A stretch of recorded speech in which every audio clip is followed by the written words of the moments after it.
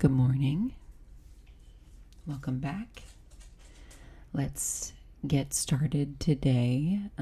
Get your journal out, get your tea, your coffee, your water, your matcha, excuse me. I'm pregnant and I burp. Get anything that you want to feel good. Sit on the floor, sit in a chair.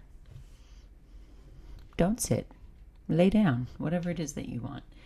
I know that when I had my little Zen den, my little area, I would sit on the floor with a little pillow or something propped up under my butt.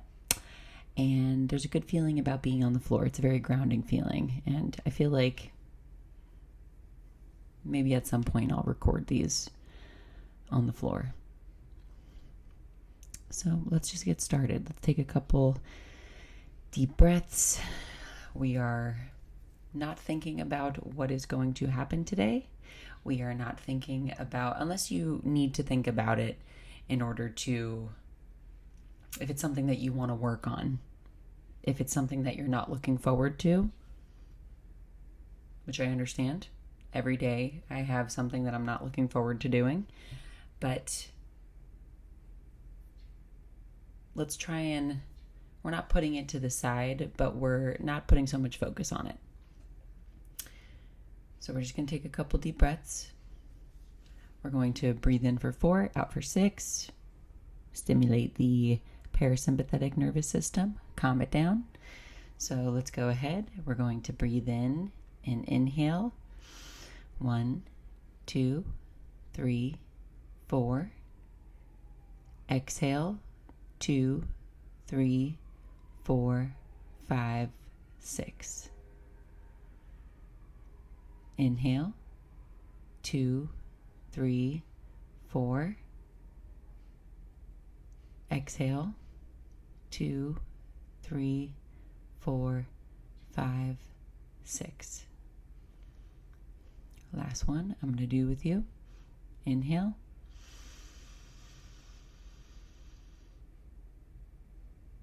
Exhale.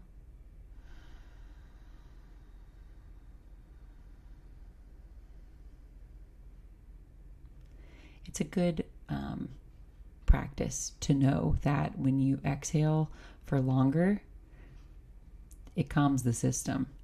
We know when we're in that more aroused fight or flight state, think about your breathing when you're running, when you're scared, when you're excited. Something like that. You're very,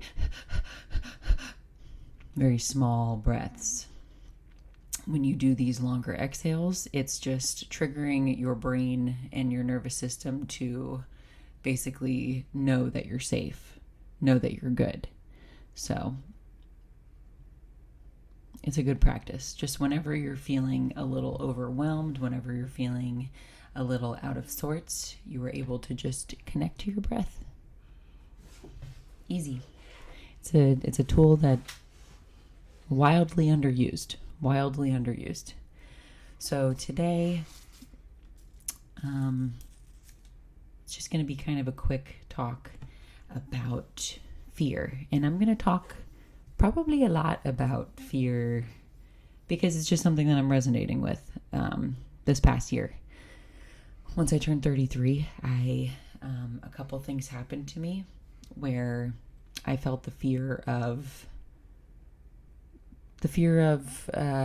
maybe my relationship wasn't going to work out, or the fear of somebody getting sick and not being here anymore, the fear of just a couple things that happened that triggered my fear, triggered it to the point where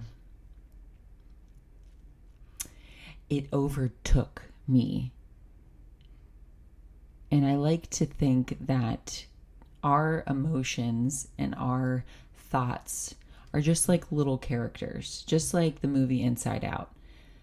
The fear, when it comes through, it's just sitting at the front desk. It's sitting at the main console where it has all the little buttons and stuff, you know what I mean? So it's sitting in the main driver's seat, and I like to think that the majority of my emotions, I'm able to understand and observe them when they're sitting in that driver's seat. And for the most part, be able to not allow them to completely take over. But I was tested a lot this year. The feeling of fear is a different type of feeling. Anger is, it comes and goes, just like happiness. You know, it's a very, fluid. It comes in, I'll feel it, just like sadness. Like I'll feel sadness for a little bit, and then I know it's going to be gone. I think like there's something about like a study that was done, which you know, there's so many fucking studies, but a study that was done that, you know, every emotion lasts 90 seconds or something like that. So when you're feeling something, if you don't hold on to it and you don't play into it, you could just feel it and then it can go away. It could dissipate. Is dissipate a word? Dissipate. But fear, it's like an umbrella of emotions. There's like a fear umbrella, and there's a lot of emotions that are underneath fear. And fear can be anything from, it could be whatever you're fearful of. This particular fear is, it's not like being afraid of a shark, because when you see a shark, you freak out. That fear is scary. But then once the shark is gone, the fear can go away. But the feeling of the shark still being there and you fearing the shark when the shark is long gone, that type of lingering fear is what I'm talking about. When something happens to you and it triggers you to be in this state of worry and angst and like, oh my gosh, what's going to happen next? And that's when you get to the point of triggering anxiety. And anxiety is thinking of the future when it hasn't happened yet. Thinking about possible things that can happen in the future haven't happened at all. Probably not going to happen. But when you feed into it, when you feed into the fear, it's it's not impossible for everybody, obviously, but for me, it was pretty impossible to not feed into it, to not feel it, to not have it linger and sit in the front seat and be the driver of my consciousness, be the driver of my mind in the moment. So, and being pregnant, I was not that happy about being so fearful, because you know that everything that you are thinking is like probably going to the baby. So what the fear taught me is that it's there for a purpose. It's there to teach priorities. It's there to teach what really matters and what doesn't matter. I think, and I fully believe that there is a reason behind everything that happens. I'm not saying that there's a reason. It's hard to say, like, why does a child get cancer? There should be no logical reason for that, but there is a lot of things that can be taught from a scenario like that. The people surrounding the child are affected forever. They learn from that scenario. It's not a positive scenario. It's not a good scenario. It's not a scenario that I would wish upon anybody, but there is a scenario where something can be extracted. A lesson can be extracted from it to take on, to move through life and to teach yourself and to teach others. So I believe that fear is here to teach us. And it's very easy when you're not pregnant to just smoke the fear away. Drink the fear away. Pop a Xanax. I've never popped a Xanax, but just there's things to numb the emotions. But being pregnant, I'm not able to do that. So the fear sat heavy. Sat really heavy. And I learned a lot about myself. I learned that I wasn't as invincible as I thought I was, because I had not had a relationship with fear quite like this in a long time. I think probably the last time was like either a relationship was ending and there was still, it wasn't like this fear, or like my dad finding out that like I rigged the alarm system when I was in high school. That fear, knowing that I was coming home and about to be in trouble beyond belief, that was a scary fear. But I was young, so it didn't, I honestly don't remember how I felt that day. I remember getting the phone call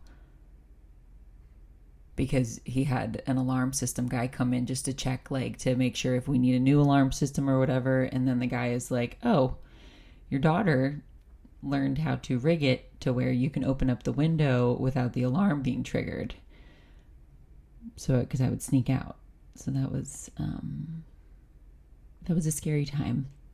But I haven't felt that type of fear in a while. So I don't know if it's because as I'm getting older, my priorities are setting in a lot harder. Like they're a lot deeper now. Like my relationship is, I'm cherishing my relationship. This is the longest relationship I've ever been in. So the idea of like something triggering me to think that that's not going to be here. Having a kid, I understand and I get it. Maybe it's becoming a mom triggers you a little bit more because there's a lot of things that can go wrong. So fear can really creep up. Somebody gets sick. Somebody can no longer be in your life. Something's wrong with the baby. Like there's a lot of things. And then there's external factors. Like something scary happens that maybe makes you think that you will not be able to be around with your baby. Anything. That fear, I'm working with it. The last week has been a lot easier once I actually started praying. I got into prayer because of the fear. And I like to think that this whole situation happened, and this past year really happened, because I was meant to be introduced to praying, to surrendering. I have surrender tattooed on me. But this is like a different type of surrender. This is a surrender to trusting that you know this scary thing is happening for a bigger purpose, giving it to whomever and just trusting that the lesson will come and you will be able to look back in a couple weeks and be like, okay, I understand. I get it. That's why that happened. To have that trust when you're going through a fearful time is huge. Sitting in the anxiety, thinking about all of the different things that it can possibly happen, it's kind of psychotic. It's easy to do it all the time, but it's psychotic. It's like you're being a masochist because nothing has happened yet. And yet you are thinking, making your brain believe that these things are happening. Your brain doesn't know the difference. Your brain doesn't know the difference when you are thinking about, I think about this all the time. Whenever I get into an argument with somebody in my head, I have learned to not do that anymore. I find I still do it. And then I'll stop myself and I'll literally tell myself, this is not real. This did not happen. Because if you think about it, your brain doesn't know anything. Your eyeballs, they're a part of the brain, but they're not. They're attached to the brain, But your brain doesn't know the difference between you getting into an argument in your head versus you getting into an argument in real life. Real life argument would trigger some emotions. In here argument, triggering the same emotions. So the whole idea of having ideas, the whole idea of anxiety is thinking that something is going to happen and basically playing it out like a little theater in your head of something that is most likely not going to happen. And even if it does happen, it doesn't matter if it happened in your head already. You're still going to be triggered in that moment. So what I learned is not praying for something to not happen, even though I do that sometimes, but praying for the strength and the confidence and the courage and the clear head to deal with that said thing if it was to happen, whatever is going to happen, to be able to have the strength and the courage and the confidence to deal with it when the time comes, if the time comes, because it might not come. But fear, I just want the message for today is just to know that it's here for a purpose. And if you can really start to ask some questions to yourself and to whomever, ChatGPT, just kidding, but you can ask ChatGPT. It's actually pretty interesting, the answers that you can get, because they're logical, they're not emotional. But just asking questions when you're going through something. Why am I going through this? What is the lesson behind this? Why am I experiencing this fear? I know what I'm experiencing, but why?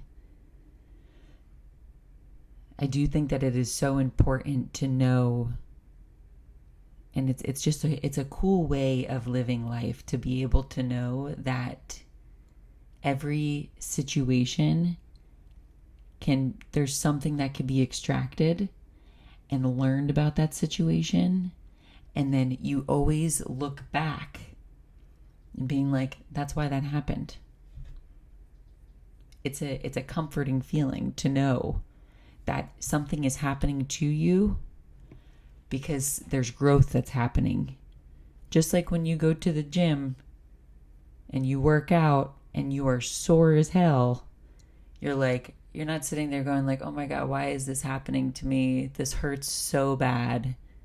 I can't walk right. I look like I have a dildo shoved up my butt. I am not feeling good. I'm sore. I'm tired. You don't say, why is this happening to me? You know why it's happening. Because your muscles are growing. You have to sit in the discomfort knowing that it's happening for a bigger purpose. There is a reason for the discomfort. Sit in it. Feel it. Know that it's not going to be there forever. But for now, learn how to be with it. It's not going to be easy. It is not easy to sit with discomfort. It is not easy, especially when you're not used to sitting with discomfort.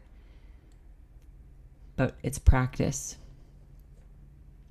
The tiny little emotions that you feel throughout the day, sadness, anger, jealousy. What other emotions are there? Any negative emotion, and even the positives, to be able to sit with it, but to not allow it to be the front driver of your mind. Just to be able to sit back, feel your body going through the emotion, but don't allow it to take over like the Hulk. When the Hulk gets angry, the whole idea is he had to learn how to not give in to the anger, because that's when the Hulk would come out.